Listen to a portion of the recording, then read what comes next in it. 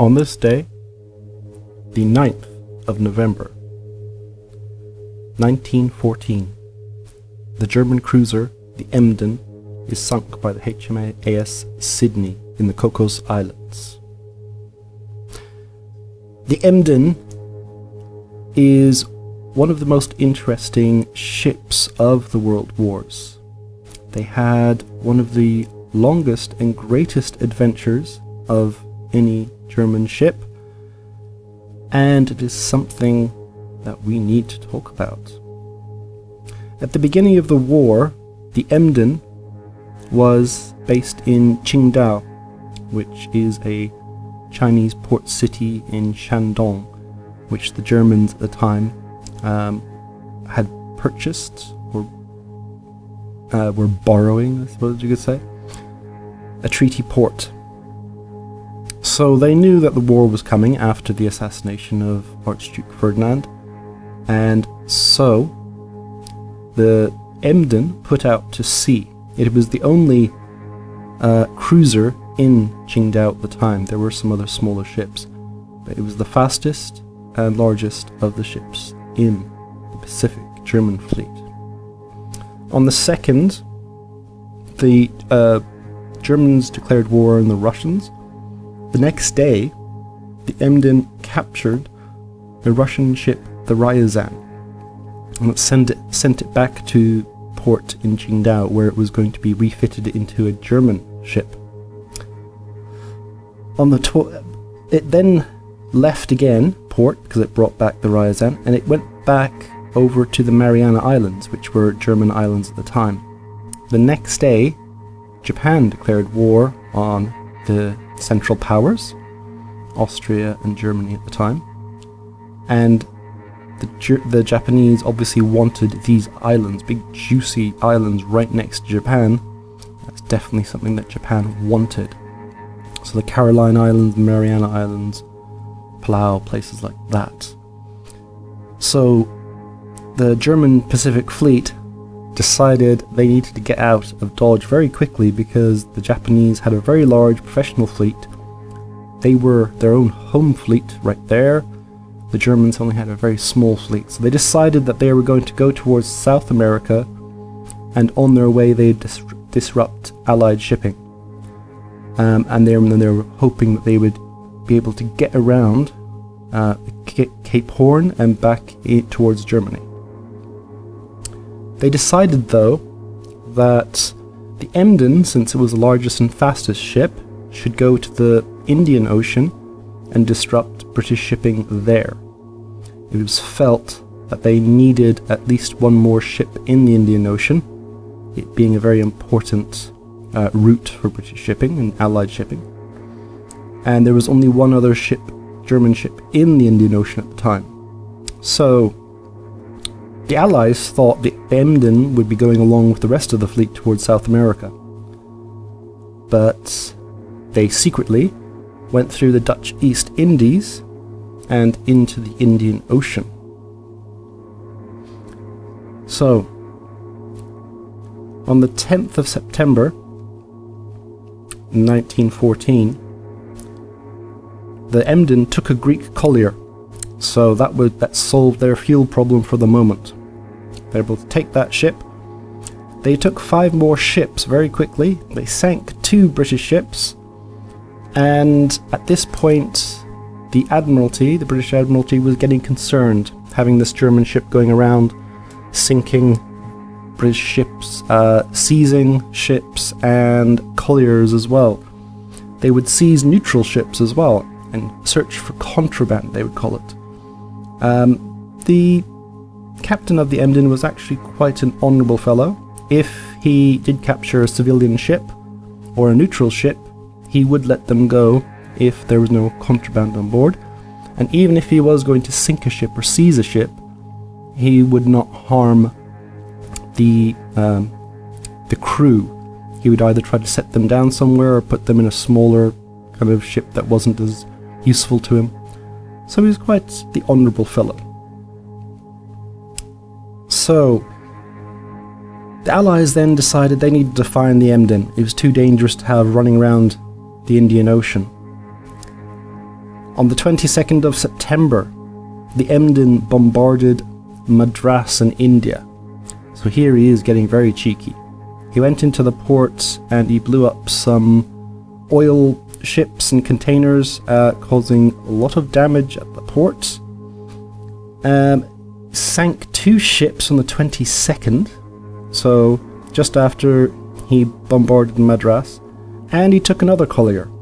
So he's getting very cheeky. So then he goes to the Maldives and he restocks his coal. I'm wondering how he did that, because it doesn't explain exactly, because the Maldives was a British protectorate. Maybe he just went in and said, give me the coal or else. But he did also go to Diego Garcia, and on the 15th of October, and they did not realize at the time that Germany and Britain were at war. Diego Garcia obviously being out in the middle of nowhere, not the most important place in the world.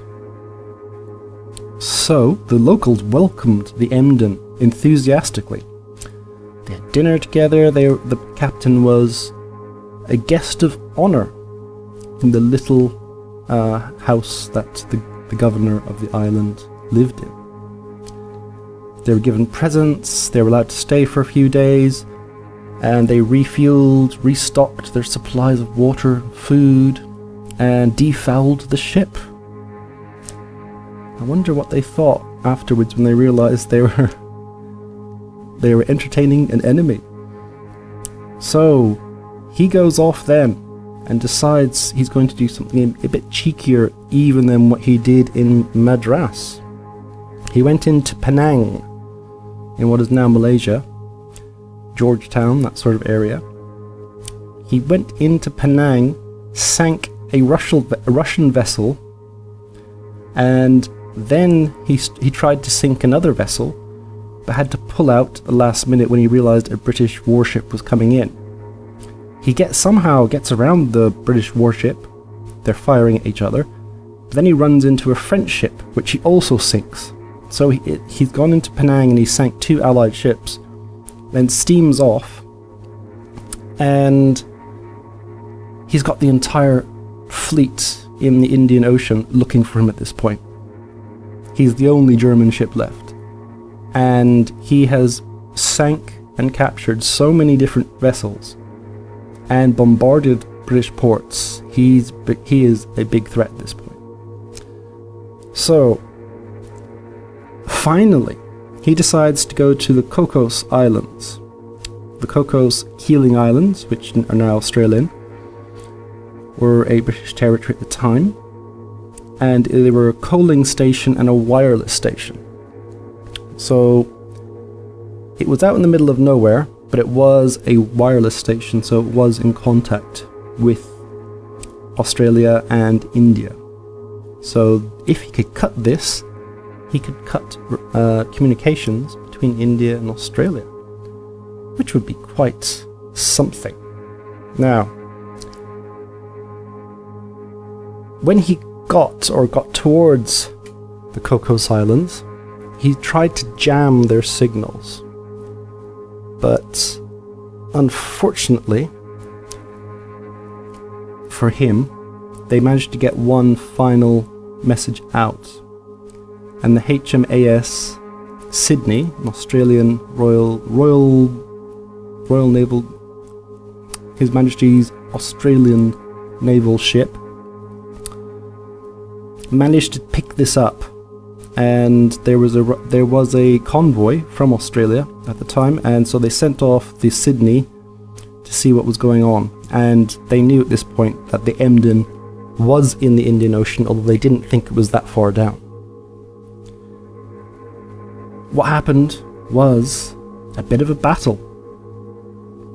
Emden hit the Sydney, and the Sydney hit the Emden, but the Sydney came out on top. It ended up damaging the ship so badly, the Emden, that they ended up surrendering. Over a third of the crew were killed in this battle, whereas only a few dozen on the Sydney were killed. Eventually, they did surrender. The ship was rammed aground, and that was the end of the adventures of the Emden. Now, it's a very interesting episode. This fella, Karl von Müller, who is the commanding officer of the ship, he was a bit of a hero back in Germany, because even though it had ended by this time, he had spent a couple of months driving the Allies nuts. He had bombarded ports, he had seized vessels, he had taken coal, he had gone into British ports and refueled. He had just been right in their face, and they hadn't been able to do anything about it. And finally, his fall. He didn't give up easily. He didn't surrender easily. He lost over a third of his crew before he did, and he surrendered because he didn't want the rest of them to die. So, thankfully for him, or thankfully for his crew, he did surrender. He spent the rest of the war, and his crew as well, spent the rest of the war in captivity in Australia. Some of them they were then transported to Malta, and he returned to Germany in 1920 to a hero's welcome. He was one of the most popular Germans at that time, because he had fought with honor, and he had poked his finger into the eye of the greatest power in the world at the time, and had kept them in a merry chase around the Indian Ocean for months. So, on this day,